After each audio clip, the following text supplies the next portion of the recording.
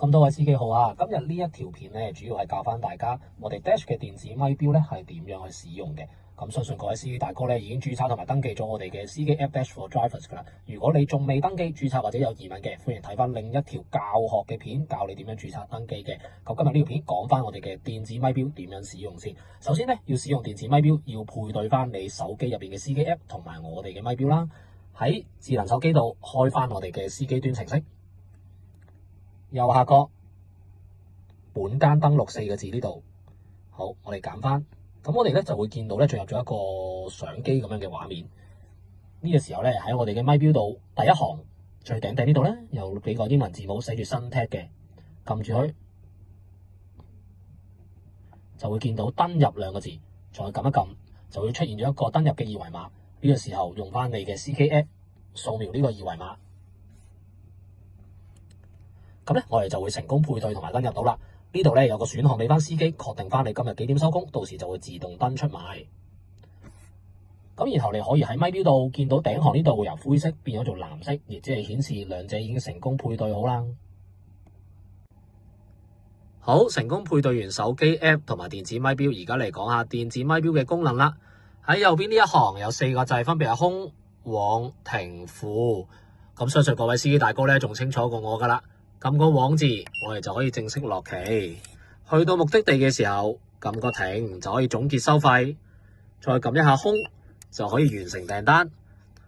喺左邊亦都有1蚊同10蚊兩個按鈕，俾各位司機增加翻附加費。我哋又嚟做多次，落支旗，有20蚊嘅隧道費啦，有6蚊嘅行李費。去到目的地嘅時候，撳個停字。咁總結成張單就係50蚊啦。完成之後收到錢，撳個空掣，就係咁簡單。咁喺左下角呢度有一個波浪嘅按鈕，撳實佢嘅話，就會做到一個落架旗嘅效果，方便各位司機使用嘅。咁如果你有司機話我哋想打單，咁好簡單，喺左上角有個印刷嘅印字，亦都會打印翻最近一張單係點樣嘅？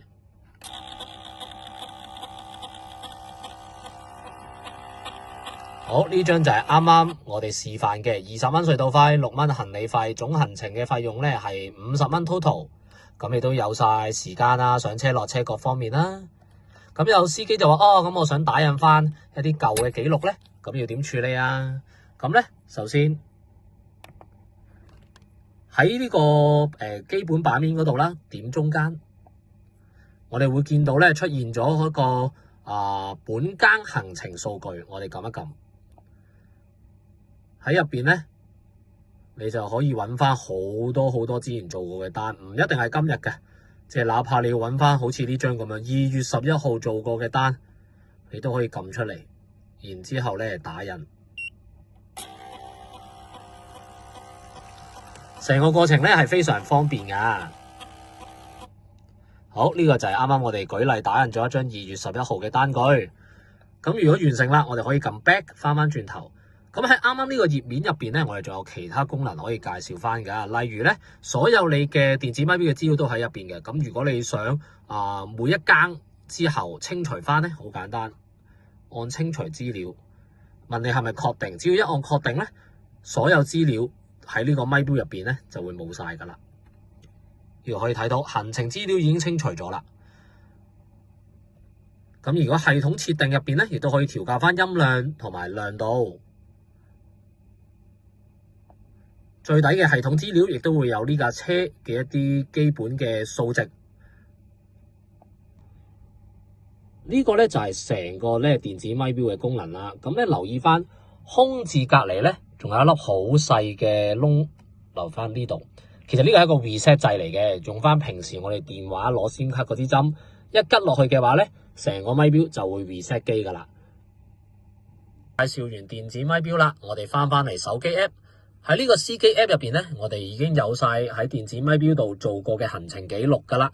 喺呢度第3行收入記錄嗰度，我哋可以睇得翻第一張單啦，就係我哋頭先咧做示範嗰張20蚊隧道費、6蚊行李費嘅賬單。咁多日嘅記錄咧，亦都可以清楚喺入邊揾得翻。再唔係，我哋可以撳下收入統計，亦都會顯示翻呢個星期，甚至乎你中意成個月嘅統計，亦都可以喺晒入邊，所有明細亦都一清二楚。好啦，眼明嘅司機可能就會見到左下角仲有接單功能，呢樣嘢我哋好快就會更新，亦都會喺之後仲有教學同大家咧講解得一清二楚嘅。咁今日咧，我哋成個電子咪錶嘅教學咧就去到呢度啦。如果有任何疑問咧，好歡迎聯絡我哋客服或者留言俾我哋。好，我哋下次再見。